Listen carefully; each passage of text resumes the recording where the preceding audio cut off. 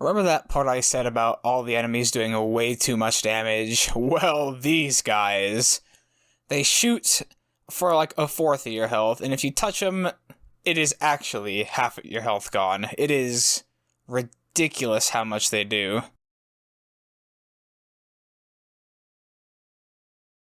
This is our vertical stage. We're in a sewer, and we gotta head up it. And the reason you're doing this stage afterwards, other than it being you having the weakness for Toxic Seahorse, is because, well, there's a free heart container at the top of this climbing segment. You just go past that, and there it is. No gimmicks or anything.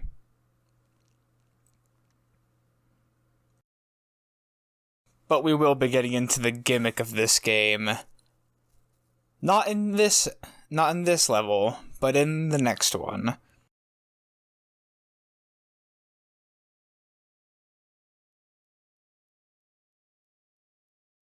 But first, let's go over here. Oh, another one of these platforms. Yeah, we'll be getting into that later as well. I forgot to mention this in the first episode, but I actually really like the music in this game. Lots of people say that it's not as good as X1 or 2, but I quite like it. There are a few tracks that are, well, not as good, but we'll get to those later. This octopus mini-boss, or squid mini-boss, I guess that'd be the right thing to say. This is super easy. Those tentacles don't even have a hitbox, you can just dash right under him. And he's already gone.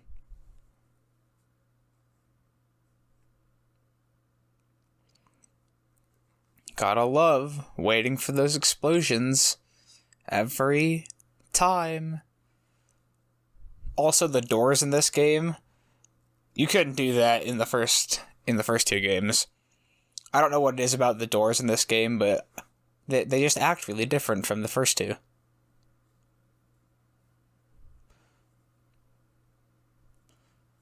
Now, these enemies are pretty annoying. You always have to wait for them to shoot before you can actually hit them, because the energy balls that they shoot out, they block all attacks. These guys also do about half your health in contact damage, so if you can, try taking the missile instead, because it only does like 2 bits of your health. But enough of that. We're at Toxic Seahorse. And here you'll see just how easy the boss fights are when you have their weaknesses. With one exception. And you just go back and forth now. If you're not dumb like me, you should be able to get through this without taking a single bit of damage. But I just keep getting hit. Shoot it, leave. Shoot it, leave. He will always jump every time that you hit him with his weakness. My man be out here looking like Toadman from Megaman 5. And that's not the last we'll see of that pattern. Oh, don't you worry. It just keeps getting better.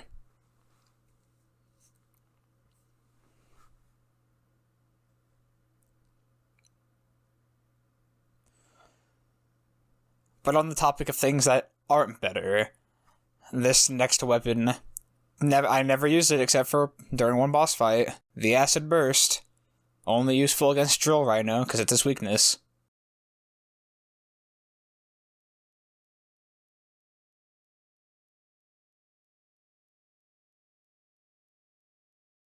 He is the Maverick hunter I failed to catch last time. I had no idea he was so powerful. Bit and bite. There's bit. And there's bite. Bring that Maverick hunter to me, alive if possible. Affirmative, Dr. Doppler.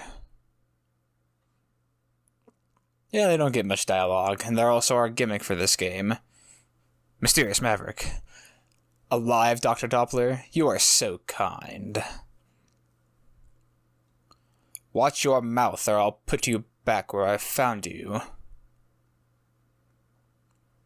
Even with your enhancements, you are still no match for me. Thanks for the upgrade, Doctor, but I have a score to settle. And I'll do it my way. Oh, there he goes. Fine, just make sure you do it. I still can't believe that Maverick Hunter defeated my master twice in the past. Your master twice? Could it be who I think it? Yeah, it's exactly who you think it is. Well, anyway, from here on out, those rooms that we've been going through that have nobody in them will have either Bit or Bite. It will always be Bit first.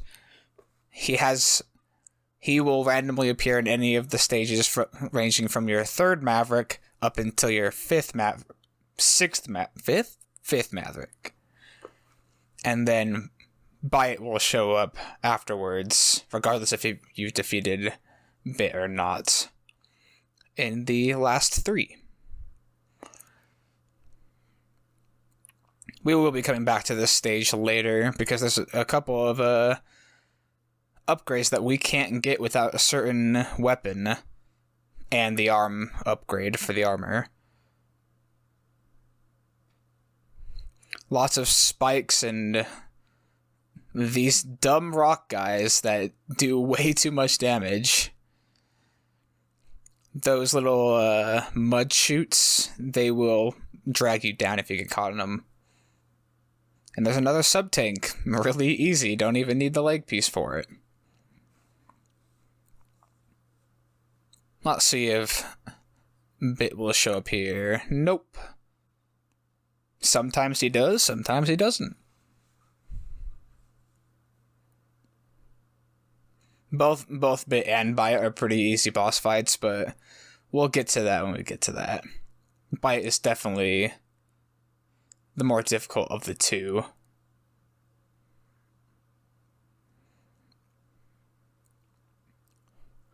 Now, I don't normally mess up on that part. I don't know why or how I did, but I did. And here we've got another mini-boss. X3 sure does love its mini-bosses. And this guy, oh, what do you know? Another super easy pattern. Especially with the leg upgrade. Every time he hits the wall, you'll be knocked off it if you're clinging to it. So using the leg upgrade, you can just dash straight up every time he charges. Keep shooting him in the head until he dies. And that's all the strategy there is. It doesn't take too long, but they could have made these bosses a little more dynamic, maybe? I don't know. There it goes. In another very long explosion.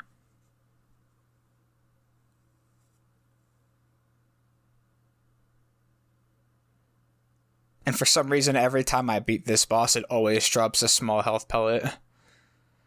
I hate these enemies. They're real annoying. Probably just because I can't wrap the idea of jumping twice over my head. I can only jump once over the first attack. So I'm just gonna ignore them. Look how much damage that did! Why? Barely gonna make it to Drill Rhino's boss fight. But, I'm not worried. Because remember Blizzard Buffalo? Mr. Left and Right? Well, here's another one. Except this time we have his weakness, which is going to make it even faster. Don't know why I didn't shoot it there. His gimmick is drills, but if you do this right, he should just keep going back and forth over and over again without doing anything else. Once he's halfway down, he'll be invincible for a moment when he runs into the wall like that.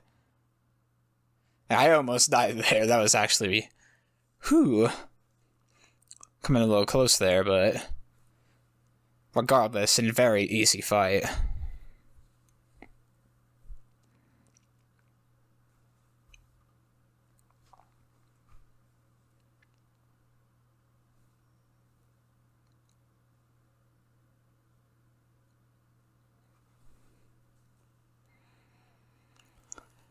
And from Drill Rhino, we get one of the more useful attacks, I would say.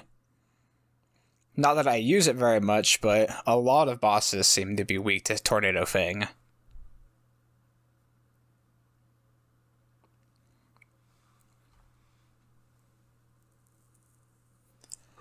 Now, this is going to be a little weird, but I'm going to head over to Blast Hornet, not to defeat this Maverick, but rather to unlock the right armors. Yes, just like in the first two games, they are here in this one, but rather than being in set locations, you have to unlock them in those platforms that we've been passing by that don't do anything yet. Those are that's where you can call on your right armors. There are 4 of them in this game. And to get this game's special weapon, you do have to unlock all 4. But just to get the some of the upgrades, you only need to get 1, really. The base armor. We'll be coming back here properly later. Also, you may have noticed that you can actually skip through the boss intro bits. It's almost like the developers knew that there was going to be a ton of backtracking, or possibly you going through levels that you haven't beaten yet, so they let you skip it. You could not skip it in the other 2 games. Oh, and what do you know? We have another one of these polygon mini-bosses, because they just really like the sword from X2, I guess, and now we have a star. Don't really know what function that would serve, but okay. It's not too difficult. T-pose our way through the door.